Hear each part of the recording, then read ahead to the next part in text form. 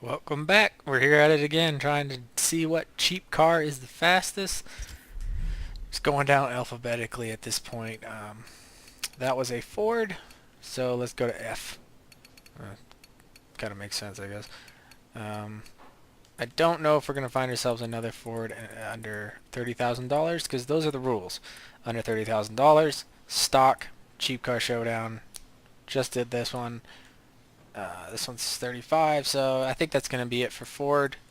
I'm kind of surprised by this. I expected there to be far more cheap cars from Ford, but there aren't. So Formula E not going to have anything there because obviously all of them are going to be relatively similar prices, and all their prices are high, as they should be. My God. I would do this, but I just know that it's going to be really boring.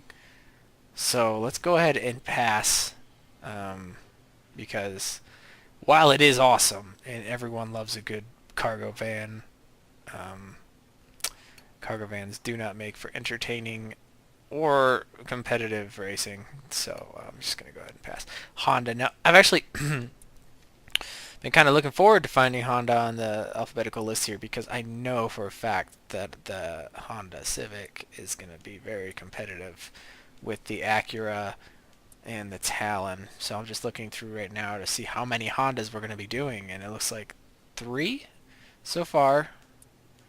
It's got some Honda action, some hot Honda action to go through. Four Hondas. Where to start? I'm just going to start from the top and work my way down.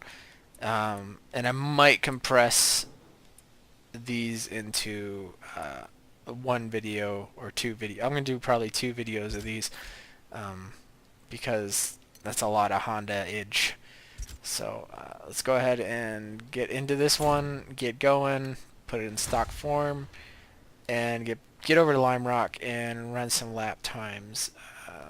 If you don't see one of these Hondas, no, I'm going to do them all. We're going to go through, we're going to make sure we hit them all because we're working our way through the alphabet relatively quickly here, and there's no reason to skip any. So we'll do them all. We'll do all the Hondas, and we'll do all the Hondas respectively with their own episodes.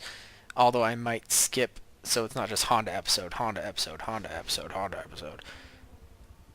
Yeah, that'd be 4. That was 4. Okay, yeah. So, anyways, like I was saying, I'm kind of excited because I have a feeling that Honda, being such good cheap cars, they might be able to run it in faster than 106.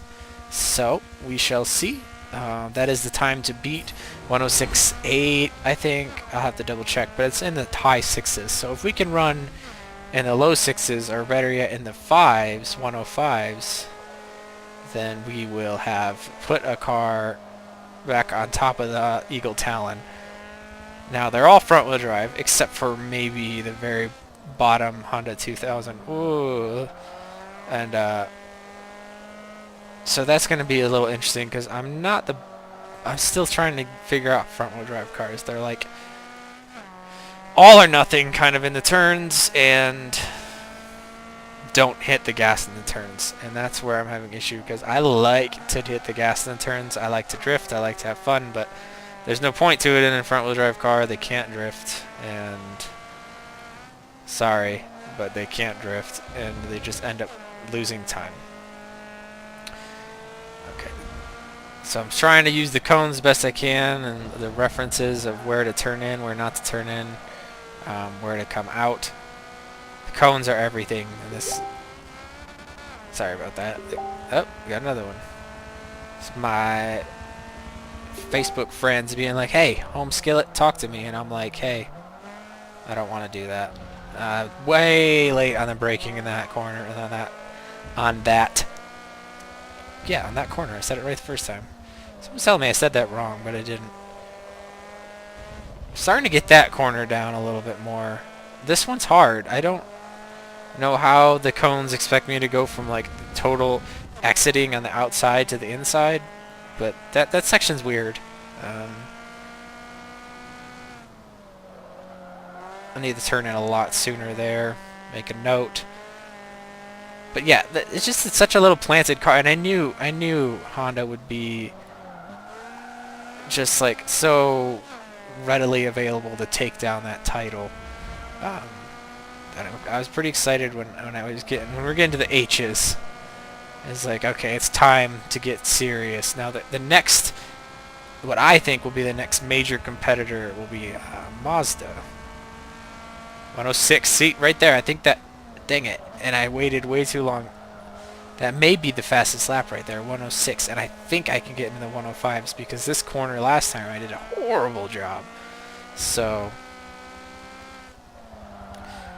maybe if I don't mess up this corner, I gotta just link together all the good corners. That's the secret. Oh, wow. Well, there's that lap down. That's sad. That makes me sad.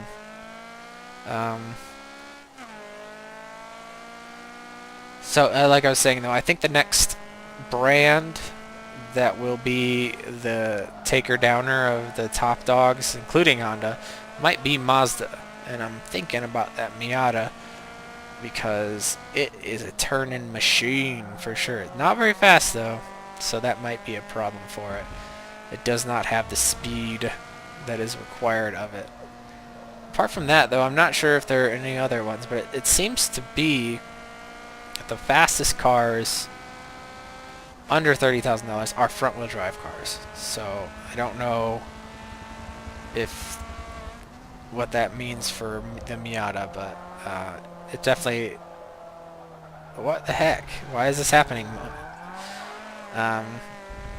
It's just not turning in for me. I don't know if I'm being too gentle with it. Maybe I'm turning in too soon and I'm losing traction right away.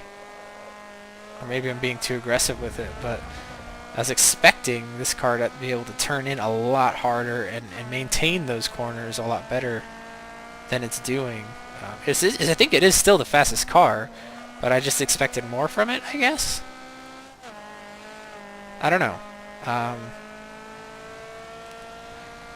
It's funny because I probably sound like I'm like a huge Honda fan, but I've only ever owned one, and it was because it was a hand-me-down. But truth be told, under $30,000, or in this game at least, it's hard to find a car that performs with the amount of balancedness that this car has. So there we go. Another, that's got to be the fastest lap. I have to check the Talon. I am not braking hard enough. But yeah, I'll have to check the Talon, but I'm pretty sure this is the fastest car we've seen. But it feels heavy, you know? It doesn't turn, it turns in, but it doesn't change the actual direction. Like the velocity of the car continues in the direction that it's going in. So I think that has to do with weight. I think it's a very heavy front-wheel drive car because it's relatively new. So this is the last lap, and I have been talking and not paying attention to it. I really want to get this down into the 105s, but at the same time, it's better to have a slower lap than crash and have a total lost lap. Just a tap on the brakes there. Just trying to keep the speed up. Let's see if we can get in the 105s for our last lap. Doesn't look like it's going to happen. Nope, that was our slower lap. So, 106.5. Give me 1 second. I'm going to cut, and I'll be right back to double check, because I think that might be the fastest lap yet. So, I'll be right back. Alright, I'm back with some bad news for the Honda. No, I did not manage to get the Honda around the track faster than the Talon. The Talon was 0.5 seconds faster. So, still stands up. The all-wheel drive Eagle Talon reigns supreme. We still have some more Hondas to go through. That one was a bit heavy, and I think that reflected pretty heavily. So, thanks for watching, and I'll see you in the next one.